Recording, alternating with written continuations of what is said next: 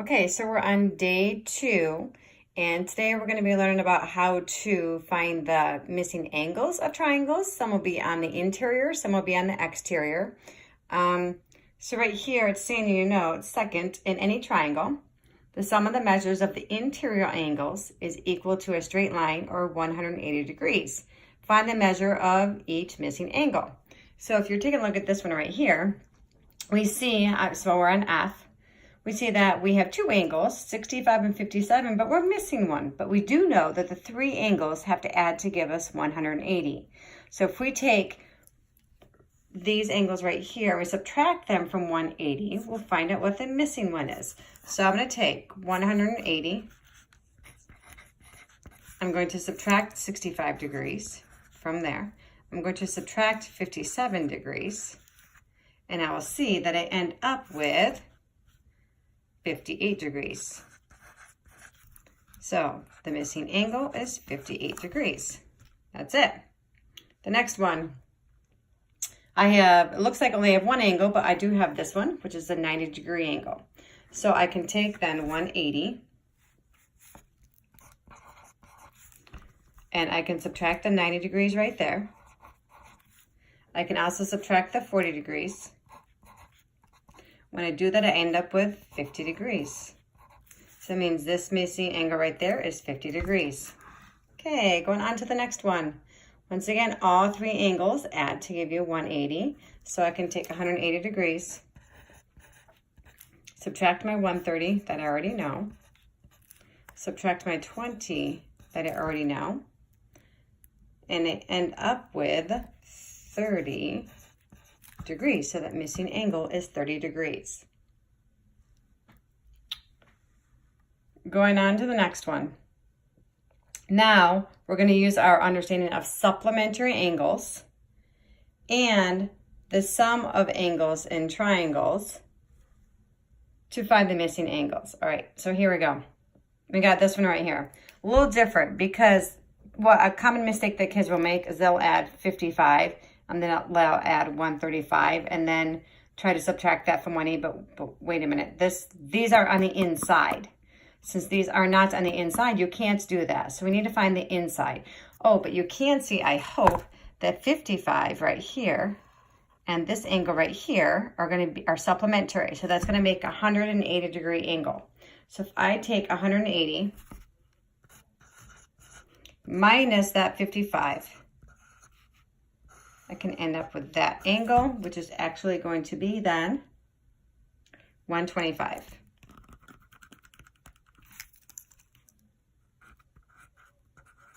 Okay, now I still need to find this one. So to find this one, if I notice right here, you can see the 135 and this one, these also, they make a straight line. So those are supplementary. So I can take 180, subtract that 135, and I end up with 45 degrees. So that means this angle right here is 45. Now I have two interior angles, so then I can find the other missing interior angle. So I'm going to take 180,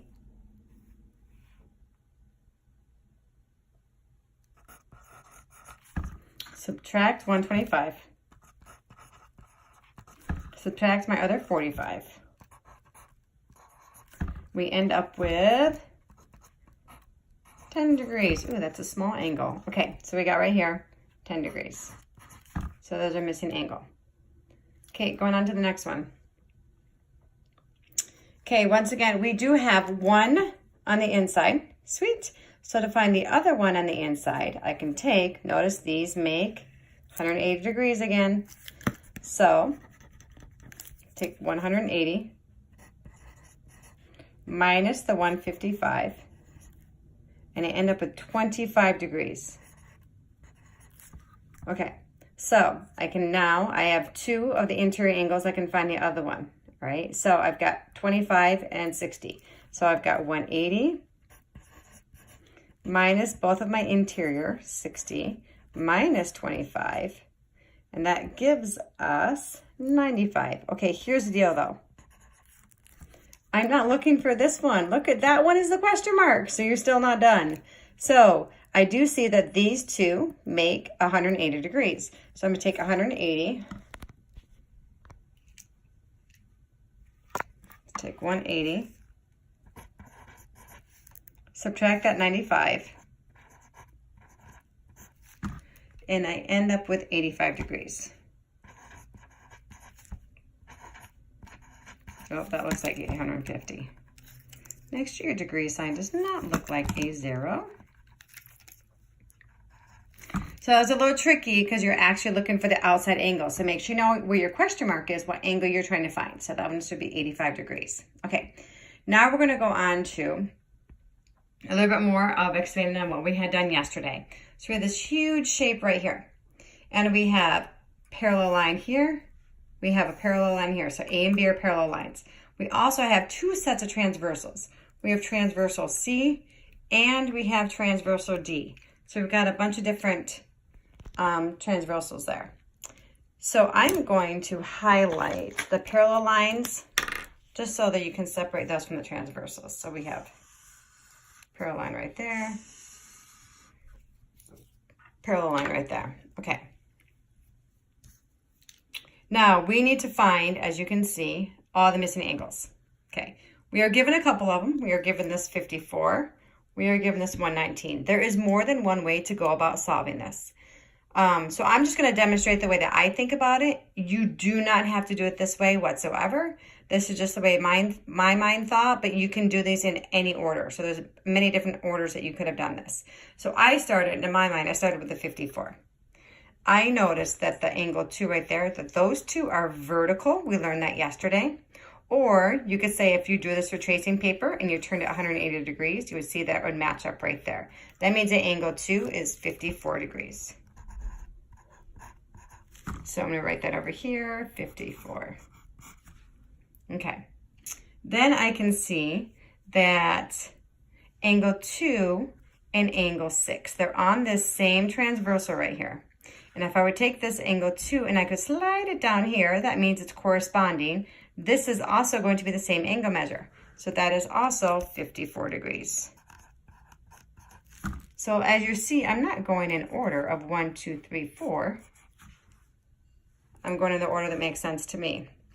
And then I can see that this angle, angle 6, and I can see angle 8 right there. I could rotate this 180 degrees, or I could simply notice that they're vertical angles, which means this one is also 54 degrees. So I've got angle 8 being 54 degrees. All right, then let's see. Oh, I can notice right down here, angle 8 and angle 7, they form 180 degrees. They are supplementary. So to find this angle 7, I can simply take 180 minus that 54, and I end up with 126. So it means angle 7 is 126 degrees. All right, let's see where else can I go after that. I can notice then, oh, let's see. Then I can go over, oh, to angle 5.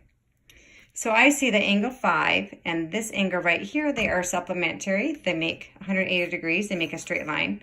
So I'm going to take 180 minus the 119 that's given to us, and then I can find angle 5. So 180 minus the 119, and that gives me 61 degrees. So let's see, angle 5, 61. Okay, where can I go from there? Let's see. I can notice, oh, angle 5 and angle 1. So if I were to draw this with my tracing paper, I could take this, and if you notice, now we have a different transversal we're working with. But I could take this angle 5 and I could slide it right up here, and it would match up with angle 1. So these are corresponding. Therefore, if this is 61, so is this. It would slide right into place there. So that means angle 1 is 61 degrees. And as you see, I'm writing them in the diagram as well as on the answers, because then it's easier for me to keep track of where I am, and also I can find the matching sides a little bit easier.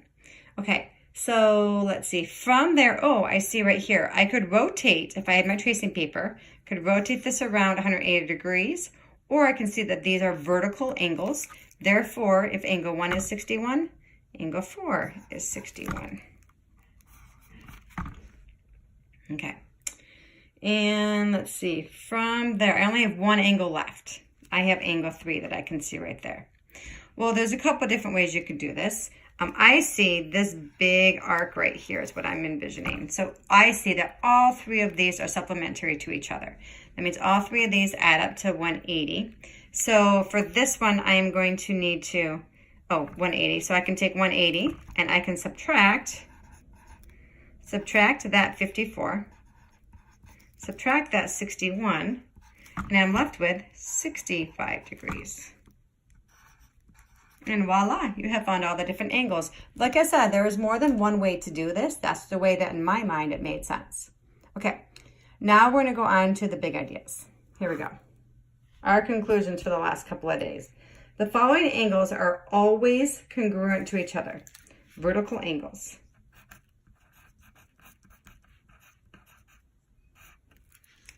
Okay, so that means if we have 2 lines going like this angle and this angle right there, those are going to be congruent to each other. That means they're the same measure. We also have corresponding.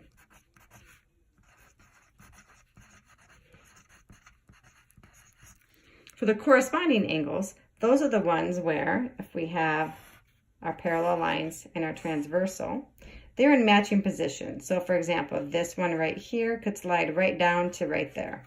So those 2 would be corresponding. You can also think of it as this would be a translation. And for vertical, this could be a 180-degree rotation. Okay, another one that we have is alternate interior.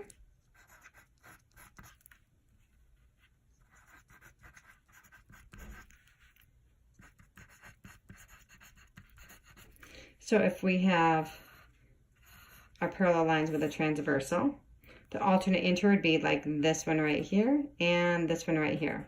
If you remember from yesterday, that would actually take a 2-step transformation. You would have to, for example, rotate 180 degrees and then you could slide it right down. So translate it right down.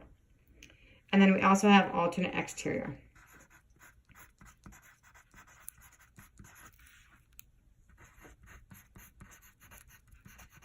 Very similar to what we just did. So we have our parallel lines, we have our transversal, but these were on the outside. And once again, it would take a 2-step transformation. So you'd have to, for example, rotate this 180 degrees, and then you could slide or translate it right down there.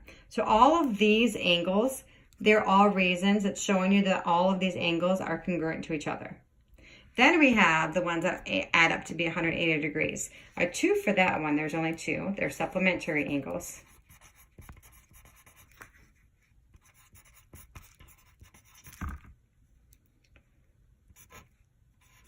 Okay, for supplementary angles, that means that the 2 angles, so let's say angle X plus angle Y, or it could be 3 angles as we are also noticed, that they equal, when you add them, 180 degrees.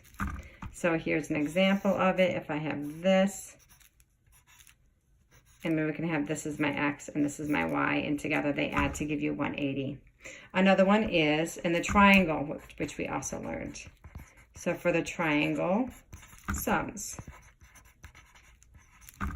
that means these 3 angles right here are going to add to give you 180. So for example, and this is not drawn at all to scale, we could say that, for example, this is 100 degrees. We could say that this is 30, and we could say that this one is 50. So all of those, 100 plus 30 plus 50, are going to add to give us 180. And that's it. If you didn't understand any part of this, or if I went pretty quickly, please rewind. You can stop, you can pause, but I hope it helps you with your homework.